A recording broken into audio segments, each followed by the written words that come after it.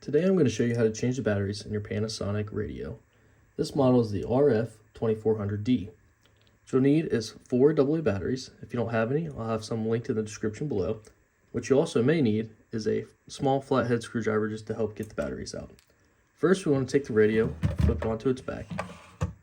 Once it's onto its back, where it says open, you'll see a little lever right here. If you push down and pull towards you, it'll release this latch.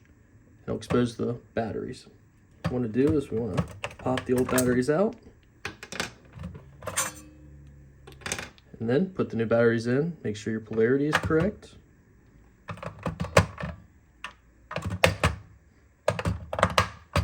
Once your batteries are in, we'll flip this back over and you'll hear this click once it's closed.